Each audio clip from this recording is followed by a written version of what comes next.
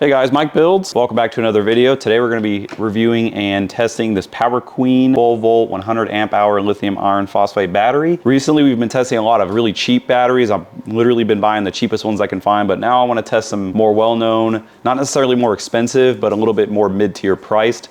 This battery costs anywhere between $180 to $200 depending on when you buy it. They do go on sale very often for about $179. We're gonna see what it comes with, charge it, go over some of the specs, discharge test to see how many amp hours we get out of it. Then we're gonna do a full load test to see how many amps we can get out of it, see if the low temp cutoff works, see if the overcurrent protection works and all that stuff. Then we're gonna take the battery apart, see what's inside of it, and then kind of give our final thoughts once we see everything there is to see. So starting off, this is the Power Queen branded battery. These are very, very popular. I've seen tons of people using these on YouTube of various sizes. They have 12 volt, 24 volt, and I believe they even have a 48 volt version of this battery. So that's pretty cool. They seem to be more established than a lot of the other companies. I've seen these around now for a couple years. Overall, the case and all that stuff's really nice. Let's weigh it real quick. 22.7 pounds. What's specifically nice about this battery is they rate it as a trolling motor battery, Smart Edition. That's what they call it. It has I believe it has a Bluetooth BMS.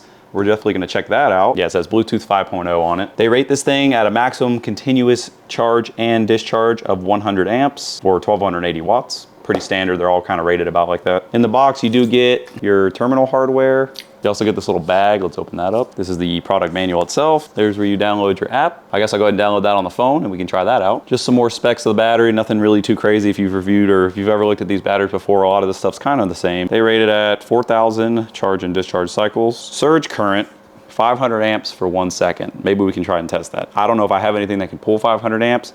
We can definitely pull more than 100 and just see what it does. And it even tells you what kind of trolling motor you can use on it if you're going to use this on a trolling motor. State of charge information, what size cables you should run, how to parallel and series them. So all just very generic stuff. I mean, if you've bought batteries or seen these before, it's all kind of the same stuff. Quick start guide, nothing crazy there, and some stickers. Always pretty cool. I really like the terminals. It seems about the same as all the other ones, but these look really, really nice.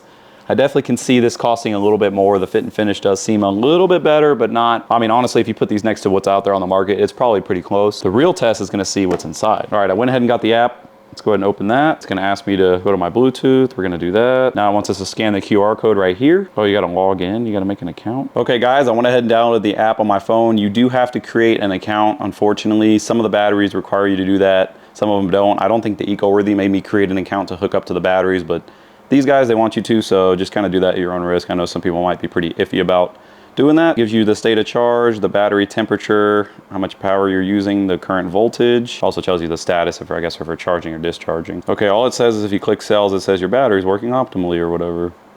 BMS is running smooth, okay.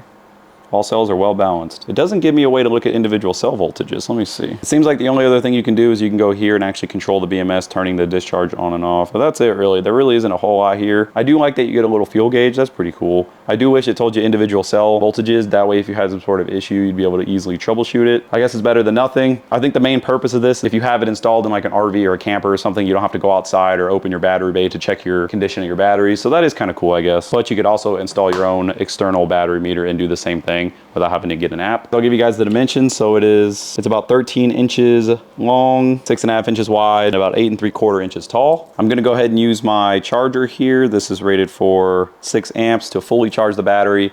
Once the battery is fully charged, we get a green light on the charger. We will also verify with the app that this thing is in fact charged. Then we will start our testing. We have our fully charged Power Queen battery. As you can see by the BMS, it just went down 1%. So we have the standard load test we run on all our batteries. We have the Harbor Freight Jupiter pure sine wave inverter as the load. That's going to be powering this EG4 charge inverter, and it's going to be putting all the power from the battery back into our main 48 volt power system, so none of the power will be wasted on this test. As far as a load, we're going to do a 0.2C load. So for 100 amp hours, that's going to be 20 amps. So I'm gonna go ahead and set the charger up, get 20 amps going out of this thing. All right guys, so I got the charger adjusted down to 24 amps, so we're just gonna do 24 amps. This meter I set to 110 amp hours because this is a little bit different from what we normally use. I ended up using that meter in a different project, so this one's just a little bit different than what we normally use. So hopefully at the end of the test, we're gonna do at least 100 amp hours, hopefully a little bit more, and that's it. I'm just gonna let this thing run until the low voltage detection trips on the battery or the inverter. We'll see what happens first, and I'll bring you guys back in. All right guys, we just finished the capacity test of the Power Queen battery. It did pretty well. So we started with the capacity meter at 110 amp hours. We have 7 left, so we got 102.4 amp hours approximately out of this battery, not bad. And as you can see with the app, it's also saying 0% state of charge. So that's it. Now we're gonna fully charge the battery so we can do a full load test to see how the battery does with that. And it'll be also interesting to monitor it with this to see the temperature. And then when we take it apart, we'll be able to see where the temperature probe actually is, if it's on the BMS or if it's on the cells. We went ahead and recharged the Power Queen battery fully. The inverter is now on and running, and we're gonna slowly ramp up the current to get over 100 amps out of the battery and just see what happens. Ideally, we wanna see it handle 100 amps without shutting down continuously. And then we always push it a little bit above that just to see if any sort of high current protection kicks in or not. And there we go. We are pulling 101.2 amps, 1295 watts. Voltage is coming down just a little bit. Power Queen battery is doing really well. I'm gonna let this run for a few minutes and just kind of see what it does. Okay, the Power Queen battery has been running the load no problem now for about a minute. The voltage is kind of stabilized about 12.5. Now I'm gonna go ahead and turn up the load a little bit more just to see what happens. Okay, we're at 108 amps, 111, still climbing, 130 amps. Oh, there it goes. It just tripped. So as you can see, the voltage dropped very low. I'm gonna go ahead and kick everything off. Well guys, the high current protection does work on this battery. It did end up tripping. So now what I'm gonna do is I'm gonna lower the current just a little bit, maybe say 115 amps, and I wanna see exactly when it'll actually trip. Okay, here we are. We're putting more load back on it. 111 amps, 110 amps. I think it's gonna settle right around there. Let's just see if it'll handle that. It appears to be holding steady at 112 amps. So we're gonna go ahead and crank it up just a little bit more. That's 120 amps. Let's see what it does. So before it tripped at about 130. I'm gonna try to go a little bit higher. 128, 127 amps. I think last time it made it about 130. Oh, there it went. So I'd say the limit on this battery appears to be anywhere between 120 to 125, 126 amps. Anything over that, it does trip the overcurrent protection. So that does give you about a 20% buffer if you do decide to pull over 100 amps. Obviously, I would not recommend that if they only rate it to 100 amps because you will shorten the life of the battery. But I'm very happy to report that you can pull at least what it's rated on. I always love to see that. And I always love to see a working high current discharge protect feature work, because it normally never works on these cheaper batteries. Now, I'm gonna go ahead and disassemble this thing and see what's inside. In order to get this open, I'm gonna go ahead and hammer around the edges. A lot of people use a tool to cut these open, but I normally have pretty good luck just taking a screwdriver and kind of very gently prying around the edges. If you're gonna do this at home, be really careful, and if you don't know how to take apart a battery, don't do it at all. So as far as opening this thing up, it was actually pretty difficult. The glue they used, it looks like it was double glued from the outside and on the inside. There's another battery I've taken apart that did the exact same thing, and it made it really, really waterproof. I'm guessing they did the same on this one because it's a trolling motor battery. So let's get this thing open. I did end up getting into it without making too much of a mess. I did kind of ding up the case a little bit here, but oh, it has that awful battery smell that these all have. Let's see what we're working with here. I'll try to bring you guys in a little closer. We have a nice beefy BMS. I'm gonna go ahead and pull the whole assembly out of the box so we can take a closer look at the cells, the BMS, kind of the overall build quality. They put a little bit of extra silicone here and here just to help secure those wires. The BMS looks big and beefy. It's got a big beefy heatsink on it. That's good to see. There's foam protecting it from moving around. It doesn't look like the battery can bounce around in the case. Oh, the BMS just came off. All right, so we have the actual battery right here. On the bottom of the pack, we do have some foam. This sits in the battery case. Foam on the sides, on all sides actually. Here's we have laser welded terminals. We can take this piece of foam off here. Actually, that's pretty stuck on there. I want to be able to see what kind of cells these are. I'll try to work on getting this off. So the BMS kind of sits on top right here. It looks like it's just kind of held on with really nothing, maybe a little bit of glue, but it didn't take much to get this loose. I'm gonna quickly remove these so we can get a better look at the battery. Just a quick note though, these are really snug. Okay, I'm gonna have to go get a socket. I can't grab these loose. So I did go ahead and remove the terminals. As far as the terminals on the battery itself, they do look really nice, really good quality. They were very snug, which means no loose connections, no extra heat. The wire ends do appear nicely crimped. We have 3 8-gauge wires coming from the BMS to the negative terminal. Positive terminal is also nicely crimped. This feels either like a 4 or a 6-gauge wire, and they did put some protection, like heat protectant stuff, also keeps it from rubbing and getting shorted. The BMS has its own little power supply going here, which some batteries do have this, some of them don't. So I have seen that before. That right there is gonna be your Bluetooth module that's gonna communicate with your phone. As I already showed, there's foam all around the battery cells themselves. As far as what's holding the cells together, it appears to be this plastic, almost like a shipping strap material with plastic ends on the corners to keep them from squishing. That is very common. I've seen that on a bunch of other batteries we've torn down. What I prefer to see on batteries is some sort of actual mechanical compression and not just a strap, but this does seem to work. The tier below this, as far as cheapness, would be the actual reinforced tape like this. Some batteries will actually use this kind of stuff to hold the cells together. So this stuff is good. I'm not trying to say it's bad, but I do prefer a metal compression system. All right, moving on to some detail on the BMS. So the BMS is kind of just sitting up here. I was able to very easily remove it. And it looks like it at one point was kind of screwed down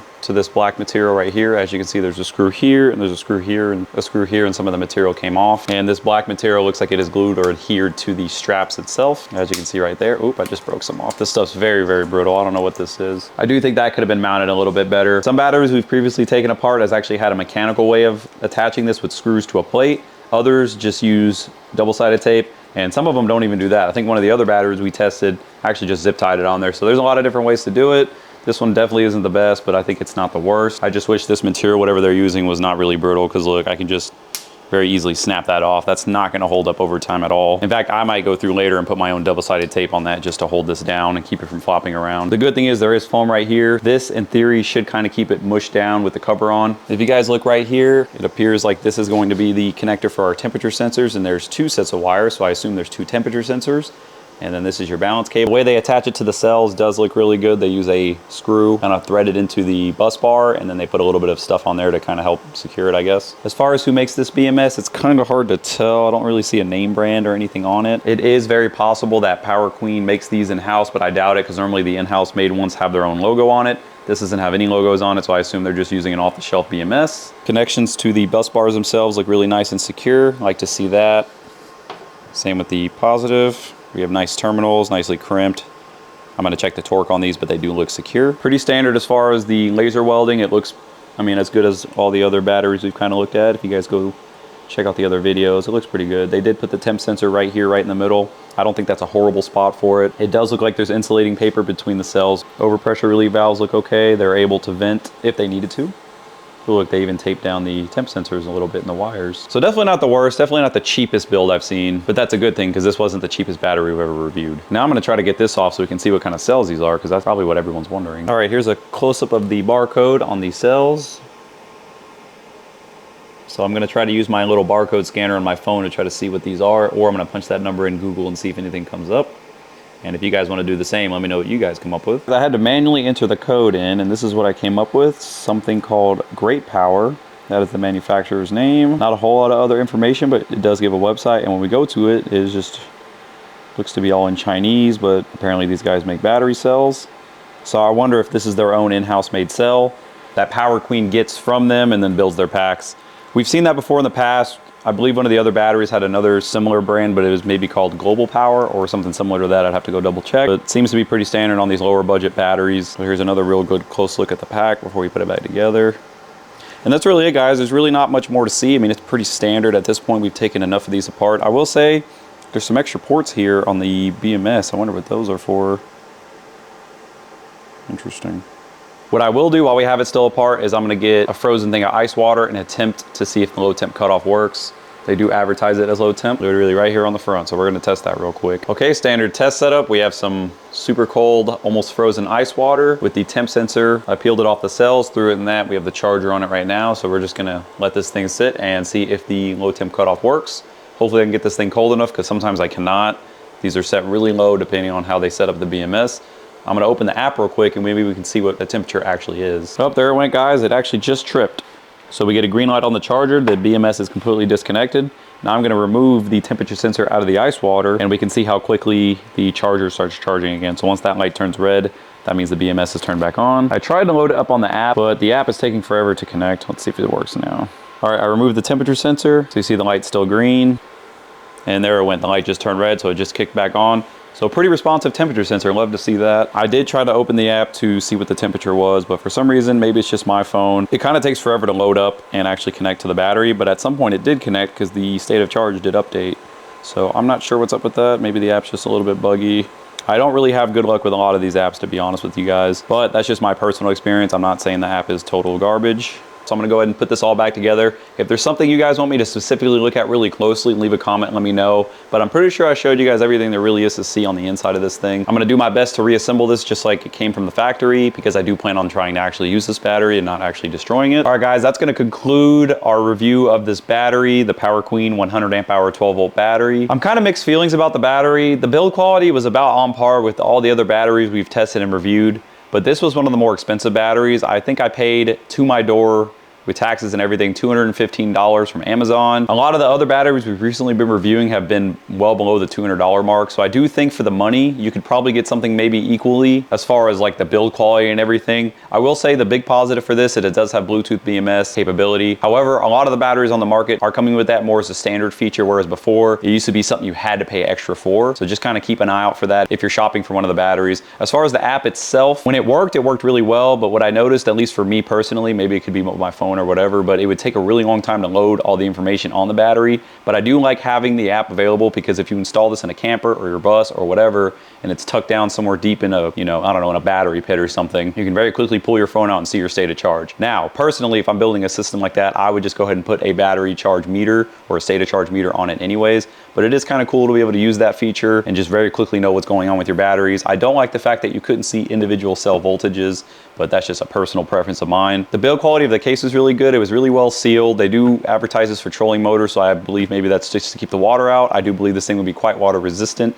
I wouldn't plunge it straight in the water personally, but I think you'd be all right if you're using it on a boat or something. We did get full capacity out of the battery, so the cells I believe are pretty good. We did pull a little over its rated 100 amps. And the high current protection worked. That's a rare thing. A lot of these don't work. So I don't know, guys. I think it's a pretty good battery. Personally, like I said, if I was gonna spend 200 bucks on a battery, I'd probably shop around a little bit more. But these Power Queens are very popular. They do have a very good warranty. It's a 5-year warranty. I've never had to use the warranty service, so I can't tell you how good that's gonna be if you ever have to use this. But that's it, guys. Let me know what you guys think about this battery. If you guys are using it, let me know what kind of look you guys are having. I think I'm gonna plan a video where all the batteries we've reviewed thus far, I wanna put them out on the table here and actually put them next to each other so we can actually see the build quality side by side, because we do kind of go a little while between doing reviews, so I don't remember exactly what each battery looks like, you know, down to all the details. But anyways, thank you guys for watching. Let me know what y'all think. See y'all in the next video.